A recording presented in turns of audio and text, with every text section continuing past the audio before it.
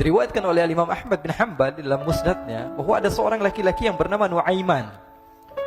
Ini Nuaiman di kehidupan Rasul sallallahu alaihi wasallam ada orang yang seperti itu gitu. Orang yang sering minum minuman keras. Rasul sallallahu alaihi wasallam marah, murka. Rasulullah kalau yang berhubungan dengan Rasulullah tidak marah.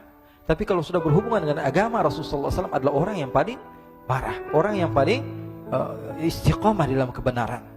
Maka Rasulullah panggil Nuaiman, apa yang kau lakukan? Dia katakan, aku minum minuman keras ya Rasulullah. Rasulullah cambuk dia.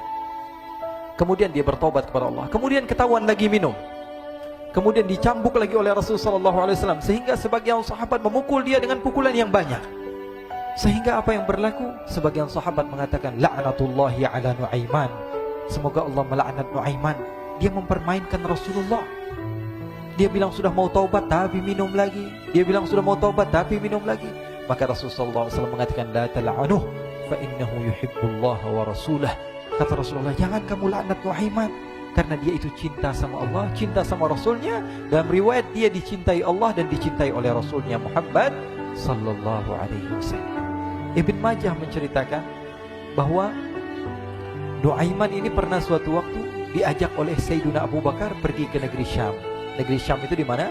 Seperti yang diceritakan tadi, antara daerah Suriah, Lebanon, Yordania, kemudian Palestina. Daerah seperti itu. Umumnya orang Quraisy pada masa itu mereka memiliki rihlah berdagang, membeli dagangan ke Syam, kemudian dijual lagi di kota Makkah. Ketika itu Rasulullah SAW didatangi Abu Bakar. Sayyidina Abu Bakar mengatakan kepada Rasulullah, ya Rasulullah, saya mau izin ya Rasulullah. Mau apa? Saya mau ajak dua sahabat kamu ini ikut berdagang ya Rasulullah. Siapa kata Rasul? Nuaiman. Kata Rasulullah SAW, Nuaiman kamu mau ajak? Mau ngapain? Biar seru-seruan aja ya Rasulullah. Kata Rasulullah, ya sudah, saya izinkan kamu bawa Nuaiman. Ketika itu Sayyidina Abu Bakar membawa Nuaiman sama satu sahabat namanya Suwaibid ibn Harmalah. Siapa namanya? Suwaibid ibn Harmalah. Ini sahabat Rasulullah SAW yang memiliki sifat yang berbeda-beda. Kalau Nuaiman ini aneh. Pernah Rasulullah SAW dibawain makanan banyak, dikasih Rasulullah, dikasih sahabat semua. Semuanya sudah makan, tiba-tiba si Nuaiman ini, sahabat Nabi Nuaiman mengatakan kepada Rasulullah, ya Rasulullah, ini yang penjualnya, tolong kau yang bayar ya Rasulullah. Makanan udah habis. Makanan udah habis, Rasulullah SAW bingung, saya yang bayar. Akhirnya Rasulullah katakan kepada sahabat, ayo keluarkan uang, kita patungan, kita bayar. Rasulullah aja dimainin, apalagi kita orang. Sallu ala Nabi Muhammad. Nuaiman diajak Sayyidina Abu Bakar. Kata Rasulullah SAW, benar kamu mau ajak Nuaiman? Iya ya Rasulullah. Diajaklah. Diceritakan dalam riwayat Ibn Majah, diceritakan juga dalam Syiar A'lam An-Nubala, diceritakan juga dalam musnadnya Imam Ahmad bin Hanbal, dalam riwayat Imam Ahmad bin Hanbal. Maka diceritakan Nuaiman diajak oleh Sayyidina Abu Bakar. Sesampainya di negeri Syam, semua dibagi tugas. Fulan bin Fulan kerjaannya ini, Fulan bin Fulan kerjaannya ini, semua memiliki kerjaan. Nuaiman tanya, wahai Abu Bakar, kerjaannya saya apa wahai Abu Bakar? Kata Sayyidina Abu Bakar, kamu mau ngapain terserah kamu wahai Nuaiman. Yang penting kamu ikut saya kan. Kemudian satu di antara mereka namanya Suwaibid ibn Harmalah. Ditanya oleh Sayyidina Abu Bakar, wahai Suwaibid, kamu mau kerjaan apa? Kata Suwaibid, terserah kamu wahai Abu Bakar. Kata Sayyidina Abu Bakar, kamu menjaga makanan, karena saya tahu kamu ini adalah orang yang senantiasa menjaga amanah. Suwaibid ini kalau disuruh maju dia maju, disuruh mundur dia mundur, disuruh ke kanan dia ke kanan, disuruh ke kiri dia ke kiri. Orang yang ikut aja. Kalau Nuaiman beda, disuruh maju dia ke belakang, kasih sen kanan ke kiri belok. Nuaiman itu orang yang berbeda. Maka Suwaibid mendapatkan tugas, semua mendapatkan tugas kecuali Nuaiman. Sehingga ikhwani, apa yang berlaku, apa yang terjadi? Sayyidina Abu Bakar pergi sibuk dengan kesibukannya, sehingga datanglah waktu siang. Nuaiman sudah lapar. Nuaiman cari makanan. Dia nggak punya uang, diajak Sayyidina Abu Bakar tapi tidak diberikan uang. Sehingga dia cari-cari makanan. Dia tahu Suwaibid yang jaga makanan. Dikatakan, wahai Suwaibid, saya mau makan, berikan kepada saya satu roti saja. Yang terpenting apa? Saya makan sekarang, saya sudah lapar. Kata Suwaibid, ya Allah Nuaiman, kita tunggu Abu Bakar saja sehingga dia datang, karena ini amanat. Amanat dari Abu Bakar, saya tidak boleh berikan kepada siapapun kecuali atas izin Abu Bakar. Kata Nuaiman, kasih saya makanan, kalau tidak saya bikin masalah sama kamu. Merah wajahnya Suwaibid, karena dia tahu, jangankan saya, Rasulullah aja dimainin. Bingung, apa yang harus saya lakukan? Akhirnya Nuaiman bilang, gampangannya aja, kata Nuaiman, kamu kasih saya makanan, atau kalau tidak saya bikin masalah sama kamu. Bingung Suhaib pikir panjang. Setelah itu dia katakan, ya sudah Nuaiman, saya tetap mau jaga amanah Abu Bakar, karena saya takut ini adalah perintahnya Allah, perintahnya Rasulullah SAW, dan perintah daripada Abu Bakar, sahabatnya Nabi. Kata Nuaiman, kalau memang begitu kamu maunya, ya sudah, berarti kamu ngajakin berantem sama saya. Nuaiman pergi ke pasar. Dia cari-cari tempat penjualan hamba sahaya. Dia lihat-lihat beberapa hamba sahaya. Ini berapa harganya? Ini katanya 10 qalanis. Ini berapa? Ini harganya, hitungan orang zaman dahulu, kita sih hitung seperti dirham, berapa ratus dirham gitu, 200 dirham. Yang ini berapa? 300 dirham. Yang ini berapa harga hamba sahaya? 300 dirham. Harganya antara 300, 200 sampai 100. Kemudian Nuaiman mengatakan kepada penjual hamba sahaya tersebut, saya punya juga hamba sahaya, tapi saya jual cuma 20 dirham saja, murah. Apa benar ada hamba saya harganya segitu? Iya, karena dia punya aib, ada kekurangan. Apa? Nanti kalau kalian tangkap, dia bakalan teriak, saya ini bukan hamba sahaya tapi orang merdeka. Akhirnya semua orang berkumpul mau beli. Ini Nuaiman sama Nuaiman diajak ke Suhaib bin Harmalah tadi. Kata Nuaiman, itu ada orang yang berdiri sedang menjaga makanan, itu hamba sahaya saya, tangkap saja. Oh baik. Diberikan uang 20 dirham, dimasukkan oleh Nuaiman ke kantongnya, kemudian Suhaib ditangkap. Ketika ditangkap, Suhaib teriak, saya bukan hamba saya orang merdeka. Maka orang-orang tersebut mengatakan, saya sudah tahu kekurangan kamu. Ini memang kekurangan kamu, memang kamu, tapi saya tidak perlu dengan bacot kamu, yang penting kerjanya kamu gitu. Ya kan hamba saya untuk apa? Untuk kerja. Mau dia ngomong apa, mau ngomel, terserah, yang penting dia mau kerja. Akhirnya ditangkaplah Suhaib dan dijual di pasar. Nuaiman punya uang banyak ini. Dia beli makanan, dia beli minuman, dia beli hadiah buat Rasulullah.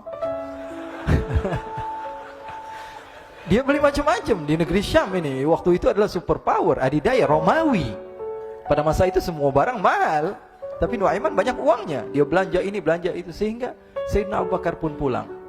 Ketika Sayyidina Abu Bakar pulang, Sayyidina Abu Bakar cari, mana ini Suhaib? Kita semua sudah lapar. Kata Nuaiman dengan mudahnya dia mengatakan, sudah saya jual wahai Abu Bakar. Maka Sayyidina Abu Bakar bertanya, apa yang kau lakukan wahai Nuaiman? Diceritakan oleh Nuaiman dengan jujur. Nuaiman ini orangnya apa adanya, tapi nyusahin. Saya jual. Akhirnya dibawa oleh Nuaiman, Sayyidina Abu Bakar pergi ke mana? Ke pasar. Lalu dibeli lagi oleh Sayyidina Abu Bakar As-Siddiq Suhaib, yang tadinya orang merdeka menjadi hamba sahaya sebentar, kemudian dibeli lagi oleh Sayyidina Abu Bakar. Pulang ke Madinah, kisah ini diceritakan di hadapan Rasulullah SAW. Maka perawi mengatakan, fadhahikan nabiyyu hatta badat nawajiduhu. Ketika diceritakan kisah Nuaiman tersebut dengan Suhaib, Rasulullah tertawa sejadi-jadinya, sehingga gigi geraham Rasulullah SAW nampak di wajah mata para sahabat. Sehingga perawi lain mengatakan, 1 tahun berlalu Rasulullah, setiap ada tamu yang datang pada Rasulullah akan ceritakan kisah Nuaiman menjual Suhaib tersebut.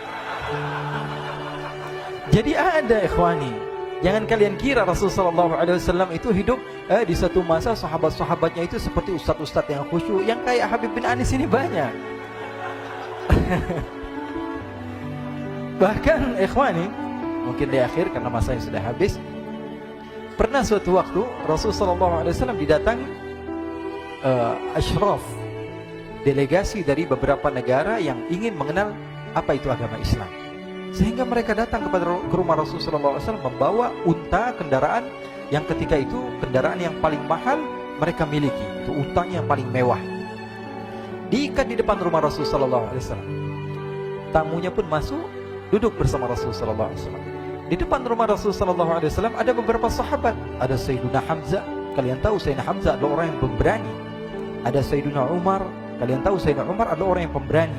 Ada Sayyiduna Ali bin Abi Thalib. Ada Sayyiduna Sa'ad bin Abi Waqqas. 4 sahabat ini lagi nongkrong gitu depan rumahnya Rasulullah SAW, berjaga sebelum Allah Subhanahu wa taala turunkan ayat wallahu ya'simuka minan nas. Ketika mereka sedang asyik duduk, tiba-tiba Nuaiman datang. Ini Nuaiman kalau datang pasti bikin sesuatu yang aneh. Bahkan dikatakan tidaklah Rasulullah SAW dalam keadaan bersedih, kecuali Nuaiman datang Rasulullah akan tersenyum. Jadi sebagian sahabat itu senang kalau sudah Nuaiman datang, pasti Rasulullah bahagia. Tapi ketika itu Nuaiman datang, ingin duduk bareng-bareng Sayyidina Hamzah. Sayyidina Hamzah katakan kepada Nuaiman, bercanda begitu. Nuaiman, kamu lihat unta orang datang dari luar Arab ini. Lihat, kata Nuaiman, ini besar banget, ini badannya besar gitu. Dagingnya pasti banyak. Iya, ini kalau kita sate enak nih ntar malam. Kata Nuaiman. Kata Sayyidina Hamzah, apakah kamu berani? Kata Nuaiman, saya berani aja asal kalian gak bilang sama Rasulullah. Kata Sayyidina Hamzah, benar wahai Nuaiman, benar kan? Akhirnya Sayyidina Hamzah lupa masalah itu, cuma bercanda-bercanda saja. Sayyidina Hamzah lagi asik sama Sayyidina Umar, Sayyidina Ali. Tiba-tiba apa? Ternyata ketika dia melihat unta tersebut sudah pisah antara kepala sama badannya. Nuaiman mengatakan, wahai Hamzah, ini unta saya sudah potong, saya mau pergi sebentar. Kalau Rasulullah cari saya, tolong jangan beritahu di mana saya. Nanti kalau keadaan sudah aman, mari kita nyate bareng-bareng. Ini ada yang seperti itu di zaman Rasulullah SAW. Maka dia pun berlari dan berlari mencari satu tempat supaya Rasulullah SAW dia selamat daripada Rasulullah SAW. Sehingga Sayyidina Hamzah bingung, ini kalau Rasulullah keluar gimana? Ada Hamzah Asadullah, ada Ali bin Abi Thalib, ada Umar, gak bisa jaga kendaraannya, tamunya Rasulullah SAW. Akhirnya benar apa yang terjadi, ikhwani. Rasulullah SAW tamunya mau pulang. Ketika dia buka pintu, tamu melihat apa? Untanya sudah begitu. Mereka teriak, wa naqatah, unta kami wahai Muhammad. Baru mau kenal Islam, unta kami, kendaraan kami sudah dibuang. Rasulullah SAW lihat Sayyidina Hamzah, lihat Sayyidina Ali. Mereka gak bisa ngomong, mereka hanya bilang apa? Nuaiman ya Rasulullah. Rasulullah perintahkan Sayyidina Umar, wahai Umar, sekarang kamu ambil uang, kemudian kamu gantikan, kemudian kamu berikan 2 kali lipat daripada harta unta ini, sehingga apa? Agama Islam tidak didengar dengan sesuatu yang tidak baik di luar sana. Akhirnya diberikan harta, diberikan unta yang baru dan diberikan harta yang lebih untuk orang tersebut, sehingga orang tersebut tidak menjelek-jelekan agama Islam. Kata Rasulullah SAW, dan sekarang waktunya kita balas dendam sama Nuaiman. Nuaiman ternyata berlari tempat yang jauh sampai hampir keluar dari kota Madinah. Dia dapatkan seorang sahabat Nabi yang hadir juga dalam peperangan Badar, namanya Al-Miqdad bin Al-Aswad. Siapa namanya? Al-Miqdad bin Al-Aswad ketika itu sedang menggali sumur. Ketika sedang menggali sumur, Nuaiman datang. Nuaiman katakan kepada Miqdad, wahai Miqdad, wahai sahabat Rasul, kamu orang yang hadir dalam peperangan Badar, kamu adalah orang yang hebat. Dipuji-puji sama Nuaiman. Ada maunya ini. Akhirnya dia bilang, wahai Miqdad, tolong saya. Kenapa wahai Nuaiman, kamu ini kekasihnya Rasulullah, orang yang disayang sama Rasulullah. Kenapa? Saya ini sedang dikejar-kejar orang jahat. Tolong selamatkan saya. Saya pengen masuk ke dalam sumur, boleh atau tidak? Kata Miqdad, siapa yang mengejar kamu? Pokoknya saya dikejar sama orang-orang. Kamu mau atau tidak selamatkan saya? Ya sudah, selagi kamu itu adalah sahabat Nabi, silahkan kamu masuk. Masuk akhirnya Nuaiman ke dalam sumur tersebut. Lalu Nuaiman mengatakan, wahai Miqdad, dia keluar lagi. Nanti kalau ada yang cari saya, tolong jangan beritahu saya di dalam sumur ya. Kata Miqdad, baiklah. Kata Nuaiman, siapapun yang bertanya tentang saya, kamu tidak akan kasih tahu. Iya, kata. Walaupun Rasulullah yang tanya saya. Katanya, nggak mungkin Rasulullah datang ke tempat sejauh ini. Iya, walaupun Rasulullah. Akhirnya masuk Nuaiman. Setelah beberapa menit, Rasulullah dan rombongan benar datang. Miqdad bingung ini. Ini kenapa Rasulullah datang ke RW kami ini? Ada apa ini Rasulullah sampai sejauh ini? Ditanya, ya Rasulullah, ada apa ya Rasulullah? Kata Rasulullah, saya cari Nuaiman. Di mana Nuaiman? Innalillah, kata Miqdad. Nggak dijawab ini Rasulullah. Kalau dijawab saya ingkar janji. Akhirnya apa dia katakan? Wahai Rasulullah, mata saya tidak memandang kepada Nuaiman, tapi tangannya nunjuk ke dalam sumur. Sahabat.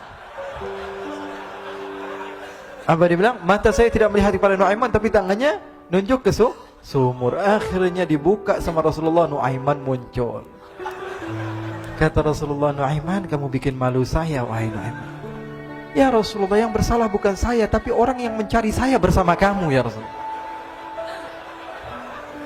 Akhirnya Rasulullah nengok, siapa? Ternyata Nuaiman sudah lari kabur. Sallu ala Nabi Muhammad. Kisah-kisah seperti ini sebenarnya banyak sekali, ya. Ini menunjukkan kepada kita bahwa kehidupan Rasulullah itu begitu indah. Rasulullah SAW, kalau kamu mau menjadi orang yang baik, contoh Rasulullah.